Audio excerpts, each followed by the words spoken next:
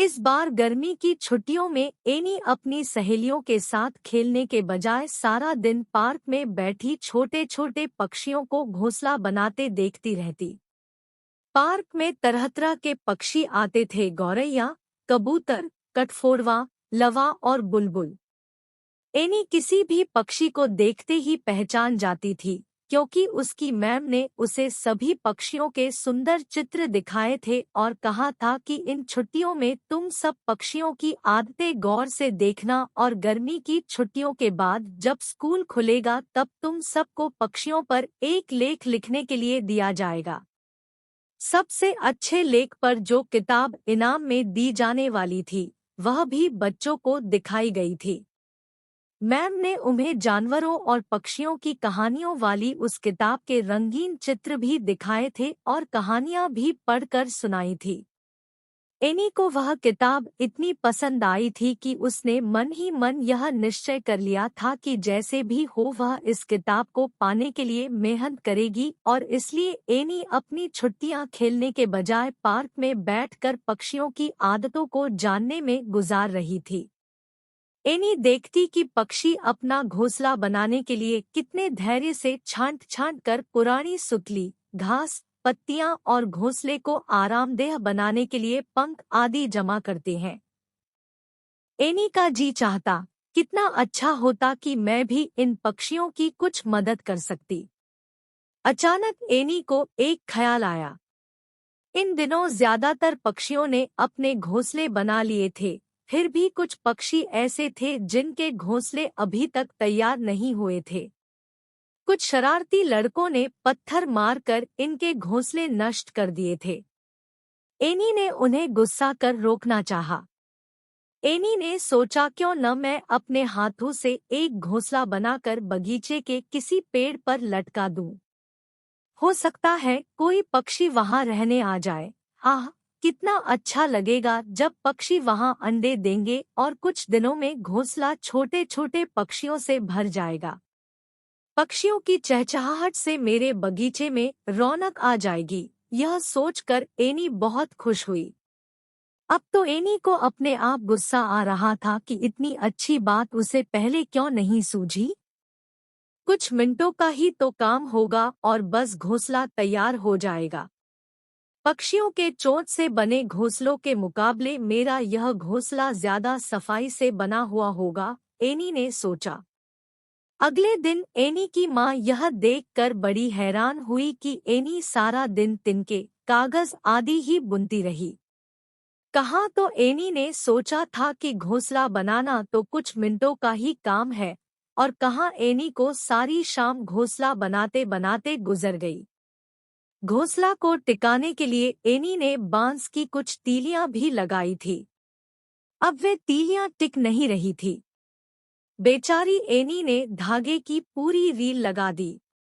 तब कहीं जाकर घोंसला इधर-उधर से बंद कर तैयार हुआ, पर घोंसला अजीब उबड़-खाबड़ सा बना था। यह तो पक्षियों को बहुत चुभेगा, यह सोचकर एनी माँ के पास गई और बोली, माँ, यह घोंसला अंदर से कितना सख्त है, इसे जरा नरम बना दो ना। माँ ने एक छोटी कटोरी ली और घोंसले के अंदर उसे गोलमोल घुमाकर काफी हद तक उसे आरामदेह बना दिया।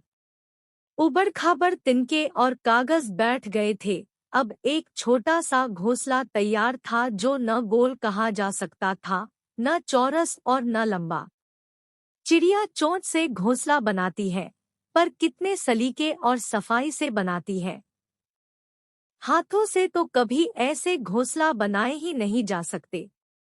सुबह एनी ने बड़ी शान से वह घोंसला बगीचे के एक पेड़ पर लटका दिया और खुद कुछ दूरी पर खड़ी इंतजार करती रही कि कोई पक्षी आकर उसे अपना घर बना ले। पर जब काफी समय गुजर गया और कोई पक्षी न आया तो एनी बड़ी निराशा हुई। अचानक उसने देखा लवा पक्षियों के एक जोड़े ने, जो घोंसला के ऊपर मंडरा रहा था, चोंच मार मार कर घोंसला तोड़ फोड़ डाला। शैतान, पक्षी गुस्से से एनी बड़बड़ाई। एनी की आवाज सुनकर उसकी माँ वहां आ गई। माँ, देखो न, उन्हें मेरा घोंसला पसंद नहीं आया, एनी ने सुबकते हुए कहा। माँ भी वहीं खड़ी होकर पक्षियों की हरकतें देखने लगी। अचानक माँ जोर से हंस पड़ी। देखो एनी, ये पक्षी पहले घोंसले से तिनके चुन चुन कर एक नया घोंसला तैयार कर रहे हैं। हो सकता है ये लोग और किसी के बनाए घोंसलों में रहना पसंद न करते हों। माँ, मैं जो लेख लिखूंगी न, उसमें यह बात भी जरूर लिखूंगी, एनी बोली। एनी, पक्षियों ने घोंसला चाहे जिस कारण तोड़ा हो, पर वे तुम्हारा बड़ा एहसान मान रहे होंगे कि तुमने घोंसला बनाने का सारा सामान एक जगह जमा कर रखा है, माँ ने कहा। माँ, तुमने एक बात पर गौर किया? एनी ने माँ से कहा, यह लवा अपना घोंसला झाड़ियों के अंदर बनाती है। हाँ एनी, अभी तक तो मैंने यही देखा सुना था कि लवा अपना घोंसला पेड़ पर या घरों के रोशनदानों आदि में बनाती है।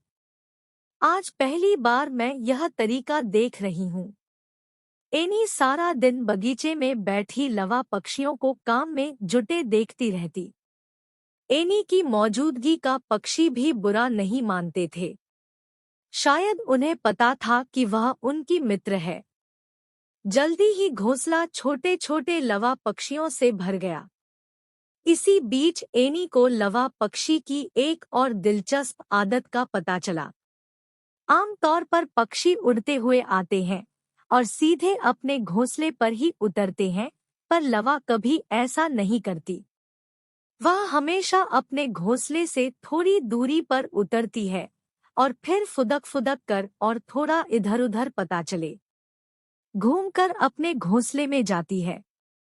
शायद वह नहीं चाहती कि किसी को उसी के घोंसले की जगह पता चले। छुट्टियों के बाद जब लेख प्रतियोगिता हुई तो एनी को प्रथम पुरस्कार मिला। इनाम वाली किताब हाथ में पकड़े एनी अपनी सहेलियों को बता रही थी, तुम्हें पता है, मैंने एक नहीं दो इनाम जीते हैं। एक तो यह किताब और दूसरा अपने बगीचे में छोटे छोटे लवा पक्षियों से भरा घोंसला। इस कहानी से हमें ये सीख मिलती है कि कोई प्रतियोगिता जीतने से ज्यादा दूसरों की मदद करके खुशी मिलती है। इस तरह की स्टोरीज के लिए हमारे चैनल को सब्सक्राइब करें, वीडियो को लाइक और शेयर करें। वीडियो देखने के लिए तहे दिल से आप सभी का धन्यवाद।